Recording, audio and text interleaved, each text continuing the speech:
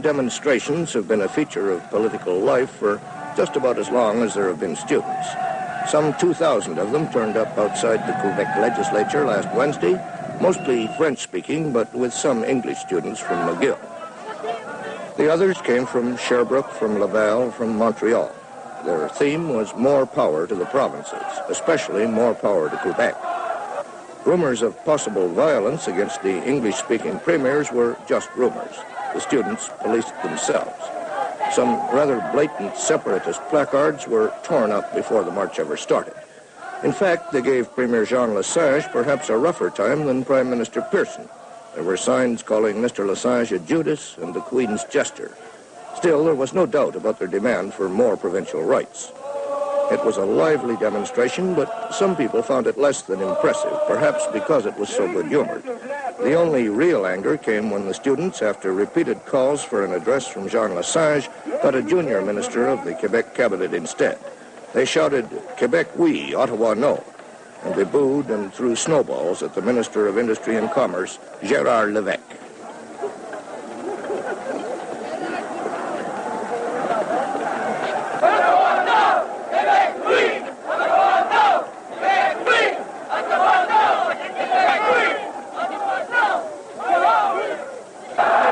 D'ajouter que l'aide aux étudiants en 59-60, qui n'était que de 4,5 millions, et en 64-65, de 19 millions. Mr. Lévesque told them that the Quebec government had greatly increased student aid since taking office. It was pushing Ottawa for more tax room to do more. They were not satisfied. The demonstration did say something about popular feeling in Quebec, but in the context of the whole meeting, it was a sidelight. Inside the building, the ministers were talking about another phase of the problem, the programs where costs are shared between Ottawa and the provinces. There are 66 of these, some applying to all provinces, others to only 2 or 3. These are the main ones. Hospital insurance, where Ottawa pays roughly 50% of the cost, federal share $383 million last year. Vocational training, including subsidies for new technical schools, $156 million. Unemployment assistance for people who don't or can't draw unemployment insurance, $109 million. Old age assistance for people 65 or over with a means test, $38.6 million. Other assistance to blind or disabled persons, close to $24 million. Trans-Canada Highway, $50 million. Roads to Resources, $9.25 million. And under the new Agricultural Rehabilitation and Development Act, $6.5 million. When you add in the smaller programs, the total of last year's payout from Ottawa was just about $891 million. And there are going to be inevitable increases.